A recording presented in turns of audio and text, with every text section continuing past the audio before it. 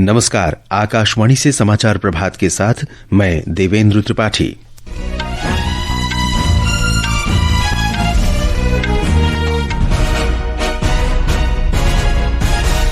मुख्य समाचार। महाराष्ट्र के राज्यपाल सीपी राधाकृष्णन उपराष्ट्रपति चुनाव में राष्ट्रीय जनतांत्रिक गठबंधन के उम्मीदवार होंगे। प्रधानमंत्री नरेंद्र मोदी ने एनडीए के इस फैसले का स्वागत किया। कहा, श्री राधाकृष्णन ने हमेशा जनसेवा और समाज के वंचित वर्गों के सशक्तिकरण पर ध्यान दिया। निर्वाचन आयोग ने विशेष गहन पुनरीक्षण के बाद बिहार की मसौदा मतदाता सूची से हटाए गए 65 लाख लोगों की सूची जारी की। चीन के विदेश मंत्री वांग यी आज से 2 दिन की भारत यात्रा पर। अमेरिकी राष्ट्रपति डोनाल्ड ट्रंप के साथ वॉशिंगटन में आज होने वाली महत्वपूर्ण बैठक में यूक्रेन के राष्ट्रपति वोलोदिमीर जेलेंस्की के साथ यूरोप के शीर्ष नेता भाग लेंगे। और भारतीय भाला फेंक खिलाड़ी नीरज चोपड़ा ने ज्यूरिख में 27 और 28 अगस्त को होने वाले डायमंड लीग फाइनल के लिए जगह पक्की की। अब समाचार विस्तार से। महाराष्ट्र के राज्यपाल सीपी राधाकृष्णन उपराष्ट्रपति चुनाव के लिए राष्ट्रीय जनतांत्रिक गठबंधन के प्रत्याशी होंगे। भारतीय जनता पार्टी अध्यक्ष जगत प्रकाश नड्डा ने कल नई दिल्ली के पार्टी मुख्यालय में भाजपा संसदीय बोर्ड की बैठक के बाद इसकी घोषणा की। श्री नड्डा ने कहा कि गठबंधन के सभी सहयोगियों ने इस निर्णय का समर्थन किया है। उन्होंने कहा कि भाजपा का उद्देश्य सभी दलों के साथ समन्वय स्थापित कर उपराष्ट्रपति चुनाव सर्वसम्मति से कराना है। श्री नड्डा ने कहा कि पिछले एक सप्ताह में गठबंधन के सहयोगियों और विपक्षी दलों से इस संबंध में संपर्क किया गया है।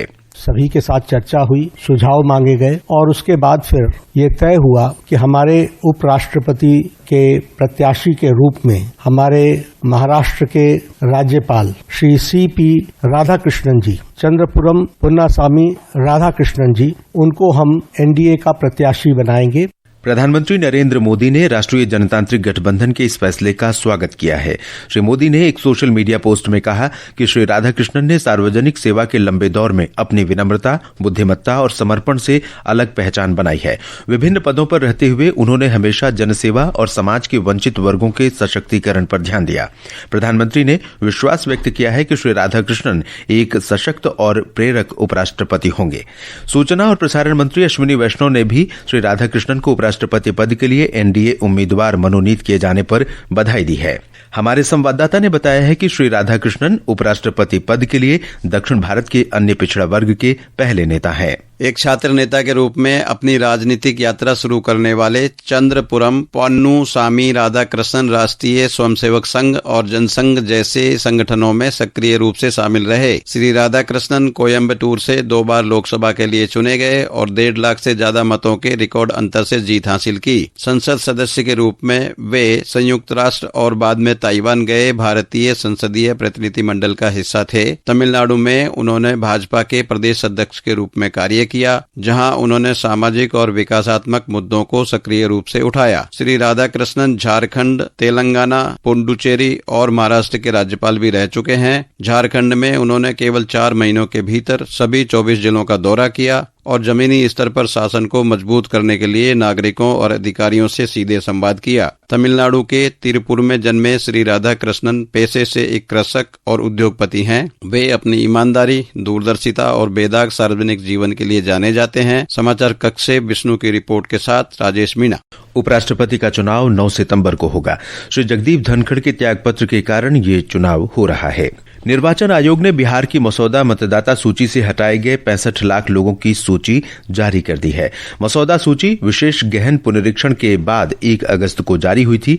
जिन लोगों के नाम 2025 तक बिहार की मतदाता सूची में थे लेकिन मसौदा सूची में शामिल नहीं हुए, उनका विवरण बिहार के मुख्य चुनाव अधिकारी कार्यालय के आधिकारिक वेबसाइट पर अपलोड कर दिया गया है। ब्यौरा हमारे संवाददाता से।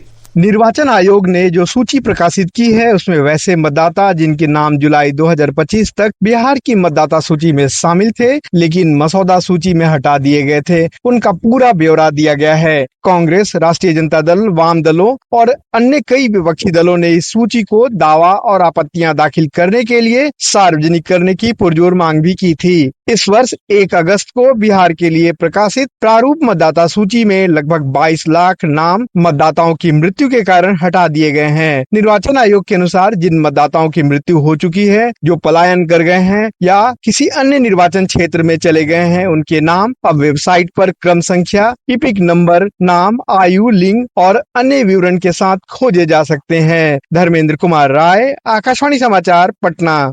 हिमाचल प्रदेश विधानसभा का मॉनसून सत्र आज शिमला में शुरू होगा। सदन की बैठक दोपहर बाद 2 बजे शुरू होगी। ये सत्र 2 सितंबर तक चलेगा। सत्र के दौरान कुल 12 बैठकें होंगी। विधानसभा अध्यक्ष कुलदीप पठानिया ने बताया कि प्राकृतिक आपदाओं से हुए नुकसान पर व्यापक चर्चा के लिए इस बार मॉनसून सत्र में अधिक बैठकें हो रही हैं। उधर अरुणाचल प्रदेश विधानसभा आज अपने स्वर्ण जयंती समारोह के समापन पर विशेष सत्र आयोजित करेगी। वर्ष 1975 में अपनी स्थापना के बाद से विधानसभा ने इस वर्ष अपनी यात्रा के 50 वर्ष पूरे कर लिए हैं।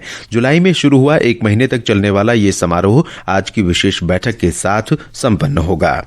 ये समाचार आकाशवाणी से प्रसारित किए जा रहे हैं। ताजा समाचार जानने के लिए आप हमारे social media handle x@AIR News Hindi को फॉलो कर सकते हैं। समाचार प्रभात में आपका फिर स्वागत है।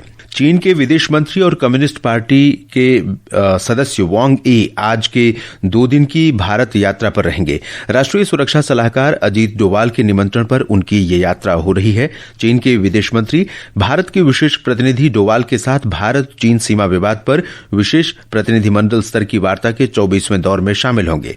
विदेश मंत्री डॉक्टर सुब्रमण्यम जयशंकर के साथ भी चीनी विदेश मंत्री की द्विपक्षीय बैठक होगी। बांग्लादेश की अंतरिम सरकार ने बढ़ती कीमतों को रोकने के लिए भारत से प्याज आयात करने की अनुमति दे दी है। ये अनुमति 5.5 महीने के बाद दी गई है। 150 टन प्याज की पहली खेप कल भारत से बांग्लादेश पहुंची। 23 ट्रकों में 660 टन प्याज की एक और खेप कल शाम पहुंची। वॉशिंगटन में आज शीर्ष यूरोपीय नेता यूक्रेन के राष्ट्रपति वोलोदिमीर जेलेंस्की के साथ अमेरिकी राष्ट्रपति डोनाल्ड ट्रंप के साथ बैठक में शामिल होंगे। यूक्रेन में जारी संघर्ष के शीघ्र समाधान के लिए ये बैठक हो रही है। इसमें ब्रिटेन के प्रधानमंत्री कीर स्टारमर, फ्रांस के राष्ट्रपति इमैनुअल मैक्रों, जर्मनी के चांसलर फ्रेडरिक मर्ज, यूरोपीय आयोग की अध्यक्ष उर्सुला फॉन डेर लायन और नेटो के महासचिव मार्क रूट शामिल हैं। यूरोपीय नेता ये सुनिश्चित करने का प्रयास करेंगे कि प्रस्तावित शांति प्रक्रिया की किसी भी शर्त से यूक्रेन की संप्रभुता या सुरक्षा पर आंच न आए। सोशल मीडिया पोस्ट में डोनाल्ड ट्रंप ने रूस पर बड़ी प्रगति का जिक्र किया है, लेकिन इसका कोई विवरण नहीं दिया। इससे आगामी वार्ता की दिशा के बारे में अटकलें तेज हो गई हैं। मौसम विभाग ने गोवा, महाराष्ट्र और गुजरात में अगले 7 दिनों के दौरान बहुत तेज बारिश की आशंका व्यक्त की है। विभाग ने छत्तीसगढ़, ओडिशा, आंध्र प्रदेश, तेलंगाना, कर्नाटक में भी आज अत्यधिक तेज बारिश का रेड अलर्ट जारी किया है। मुंबई से हमारी संवाददाता ने बताया है कि मछुआरों को समुद्र में न जाने की सलाह दी गई है। समुद्र की खराब स्थिति और 50 से 60 किलोमीटर प्रति घंटे की रफ्तार से हवाएं चलने की संभावना के कारण राज्य आपातकालीन परिचालन केंद्र ने मछुआरों को समुद्र में जाने से बचने की सलाह दी है। रायगढ़ जिले में कुंडलिका नदी चेतावनी स्तर को पार कर गई है, जबकि रत्नागिरी जिले में जगबुड़ी नदी खतरे के स्तर पे है। राज्य प्रशासन ने राष्ट्रीय आपदा और राज्य आपदा प्रतिक्रिया बल को आपात स्थिति के लिए सतर्क रहने के निर्देश दिए हैं। भावना, आकाशवाणी समाचार, मुंबई।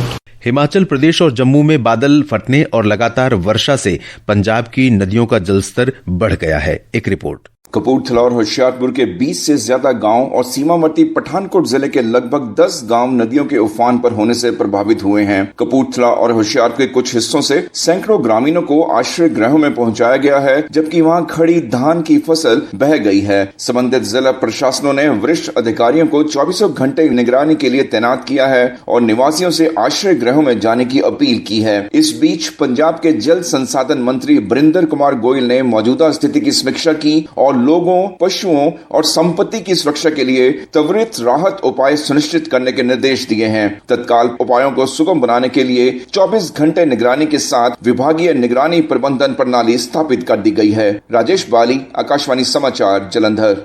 आकाशवाणी का समाचार सेवा प्रभाग आज रात 9:30 बजे फोन इन कार्यक्रम पब्लिक स्पीक में वेक्टर जनित रोगों से सुरक्षा विषय पर परिचर्चा प्रसारित करेगा। अखिल भारतीय आयुर्विज्ञान संस्थान एम्स में सामुदायिक चिकित्सा विभाग के प्रोफेसर डॉक्टर पुनीत मिश्रा परिचर्चा में शामिल होंगे। श्रोता कार्यक्रम के दौरान हमारे स्टूडियो में उपस्थित विशेषज्ञ से वेक्टर जनित रोगों के लक्षण, बचाव और उपचार के बारे में प्रश्न पूछ सकते हैं। प्रश्न पूछने के लिए टेलीफोन नंबर है 011-2371-7117 और 011-2331-4444 तथा व्हाट्सएप नंबर है 928-909-4044। हैशटैग AskAIR के साथ एक्स पर भी सवाल पोस्ट किए जा सकते हैं। और अब खेल जगत की खबरों के साथ हैं मुकेश कुमार।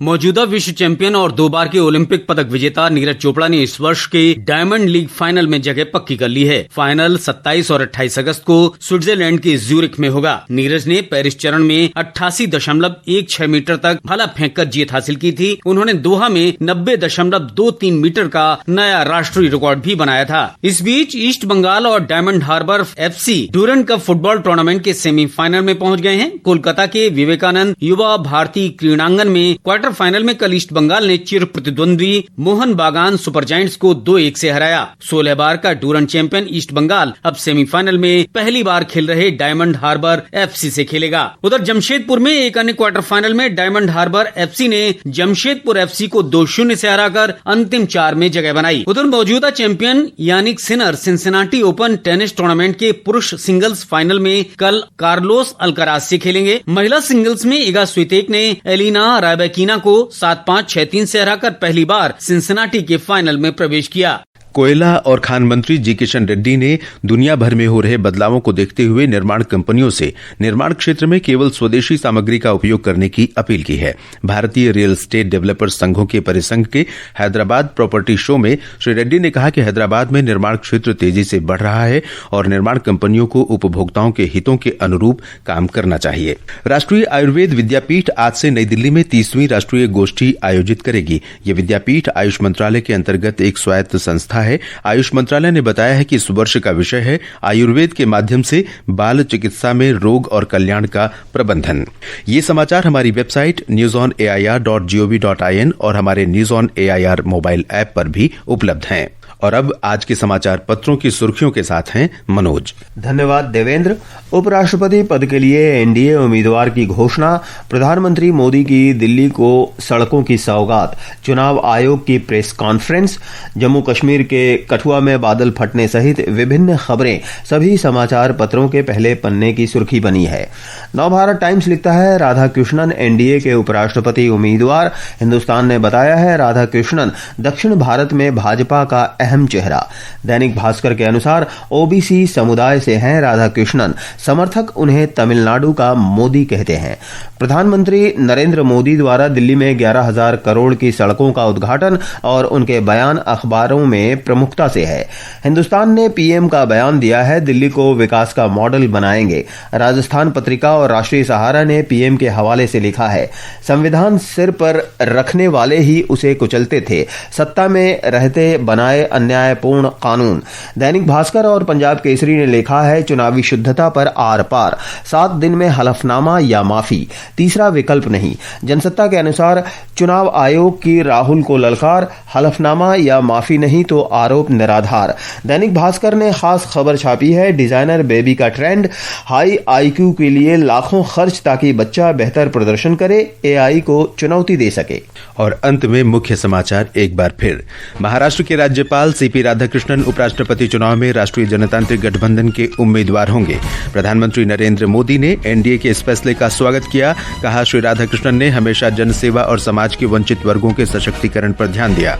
निर्वाचन आयोग ने विशेष गहन पुनरीक्षण के बाद बिहार की मसौदा मतदाता सूची से हटाए गए 65 लाख लोगों की सूची जारी की। चीन के विदेश मंत्री वांग यी आज से 2 दिन की भारत यात्रा पर। अमेरिका के राष्ट्रपति डोनाल्ड ट्रंप के साथ वाशिंगटन में आज होने वाली महत्वपूर्ण बैठक में यूक्रेन के राष्ट्रपति वोलोदिमीर जेलेंस्की के साथ यूरोप के शीर्ष नेता भाग लेंगे। और भारतीय भाला फेंक खिलाड़ी नीरज चोपड़ा ने ज्यूरिख में 27 और 28 अगस्त को होने वाले डायमंड लीग फाइनल के लिए जगह पक्की की। इसके साथ ही समाचार प्रभात का ये अंक समाप्त हुआ। नमस्कार।